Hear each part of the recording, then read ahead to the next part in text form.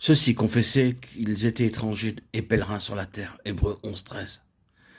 C'était un voyage spirituel d'une transition du terrestre au céleste dont l'apôtre parlait.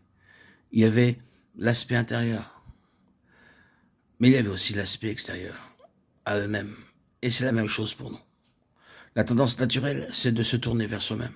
Mais c'est une marche descendante. Laissez faire les choses par elles-mêmes et elles iront vers le bas, de manière toute naturelle. Est-ce que ce n'est pas vrai? Un beau jardin deviendra une sauvage désolation, un chaos en peu de temps si vous ne prenez pas de l'ascendant sur lui. Et cela est vrai de nous d'une manière spirituelle. La gravitation tend vers la terre, voulant toujours revenir vers le bas, voulant toujours en terminer avec le conflit, le combat, voulant toujours sortir de cette atmosphère de tension dans la vie spirituelle. Toute l'histoire de l'Église et la longue histoire de cette tendance à retourner vers le bas, vers cette terre et à devenir conforme à ce monde, à être accepté et populaire ici-bas et à éliminer l'élément de conflit et de pèlerinage. C'est la tendance et le cours naturel des choses. Que ce soit extérieurement ou intérieurement, être un enfant de Dieu, un pionnier sur la voie céleste est une chose coûteuse.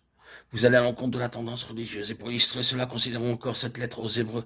La tendance était de rabaisser les premiers croyants au niveau terrestre, de faire du christianisme un système religieux terrestre avec tout son caractère extérieur, ses formes, son rituel, ses vêtements, une chose pouvant être vue et répondant au sens. Cela influençait beaucoup de ces chrétiens, faisant appel à leur âme, à leur nature, et la lettre était écrite pour leur dire « laissons ces choses et allons de l'avant ».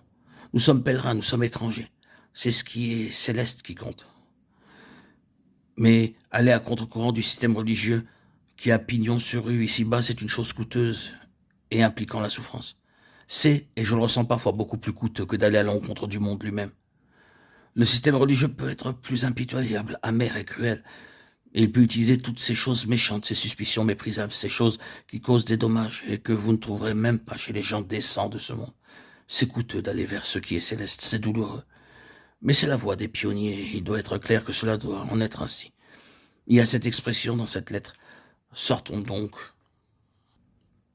pour aller hors du camp en portant son opprobre, Hébreux 13, 13. Cet hors du camp implique l'ostracisme, la suspicion. C'est dans la foi qu'ils sont tous morts, sans avoir obtenu les choses promises. Mais ils les ont vus et salués de loin. N'est-ce pas cela, la vision des pionniers sur la voie céleste? Des enfants de Dieu toujours voyants et saluant ce qui est plus loin, saluant le jour, quoi qu'il puisse être au-delà de cette vie, souhaitant la bienvenue au jour de la réalisation. Reconnaissant qu'ils étaient étrangers voyageurs sur la terre, ceux qui parlent ainsi montrent qu'ils cherchent une patrie. S'ils avaient eu en vue celle d'où ils étaient sortis, ils auraient eu le temps d'y retourner. Maintenant, ils en désirent une meilleure, c'est-à-dire une céleste. C'est pourquoi Dieu n'a pas honte d'être appelé leur Dieu. Dieu n'est pas honteux de ceux qui sont en pèlerinage avec lui, jusqu'à la fin. Il les appelle sa propriété. Il est appelé leur Dieu. Et il a préparé pour eux une cité. Hébreux 11, 13, 16.